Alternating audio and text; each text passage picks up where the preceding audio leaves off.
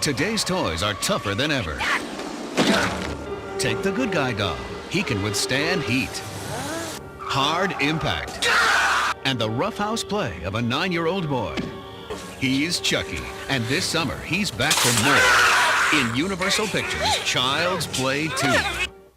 Action and dummy! Did you miss me? In his hit film debut, Chucky was just another good guy until he ran into crazed killer Charles Lee Ray. He's this bad man who got inside my good guy doll.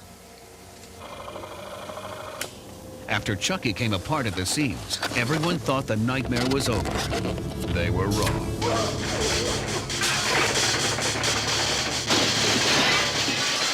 And basically what Charles Lee Ray's soul was able to do was able to come back again when the doll was rebuilt. It had never left this piece of PVC plastic. He never left audiences either. People go crazy. It's unbelievable. People seem to have an inherent reaction to dolls. I think the fact that it's a toy and it's supposed to be cute, and everyone has had dolls or had sisters that had dolls and dolls in the family, yet hiding behind this facade of a doll is this maniacal killer.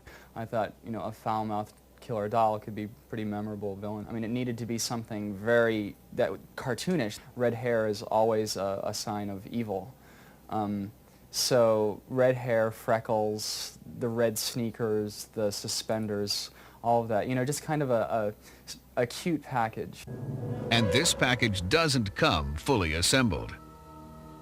It takes over 500 feet of cable, 9 operators, and Chucky designer Kevin Yeager to bring it all together.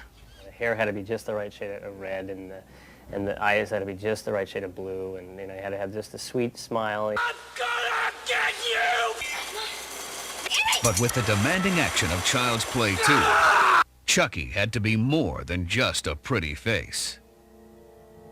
In the first film, we used a little person and cut between the two.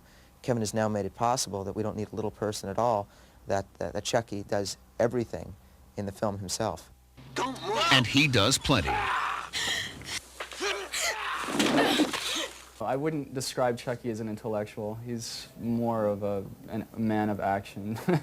He's just out to maim, murder, and raise hell altogether. He's just pure nastiness in a small form. He's a flirt. Chucky's a flirt. He's a swine and proud of it. All the thrills don't just happen by accident. There has to be a plan.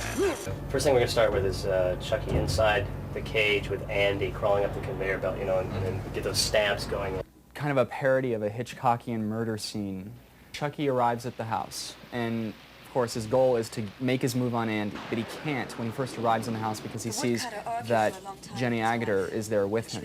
So he has to bide his time, so the camera sort of cranes down, and he's backing away from the stairs into the living room, and he backs right into the Tommy doll. I'm Tommy.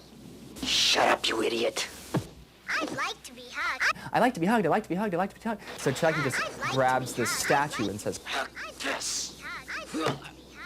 it's a great scene. The biggest challenge, I think, again, for us, the crew was to get, and the puppeteers, was to get the doll to walk, to give a convincing walk. It takes all 9 puppeteers to work. We got a guy on legs, a guy on one arm, a guy on another arm, 3 facial puppeteers working the lips, the brows, the eyes, a puppeteer on the head and body, you know, moving the doll. But it wasn't enough that he had to walk the walk. He had to talk the talk. You've been very naughty, Miss Kettlewell.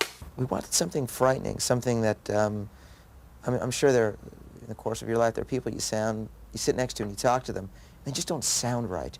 And Brad Dourif was able to capture that quality perfectly. There's almost a Jack Nicholson kind of quality to it. It just doesn't seem right. It just kind of, say, you know, I don't want my daughter around this guy. I hate kids. So we can coordinate the jaw and the finger movements to actually pronounce words on the doll. He can say A-E-I-O-U. A, B, C, D. And Chucky's creators can pull the audience's strings, too. I'd said to my wife for the first time that she saw it with an audience, I said, don't look at the screen, do this. And what she was seeing was people hold on and then grab onto somebody else. And that to me is good filmmaking. it's the greatest dating film in the world. So because they were always grabbing each other. I think that they should have felt like they'd just gotten off a great roller coaster ride. Beware, Chucky's not the type of playmate you leave behind. I have one Chucky doll in the box, you know, and he's just like sort of entombed behind this plastic facade, and that's kind of a chilling image, and people definitely do double takes. I also have one of those Chuckies with the suction cups that's sticking to the window, so when people approach the house, they're greeted by that. It definitely gets a reaction out of people. Sorry, Jack. Chucky's back.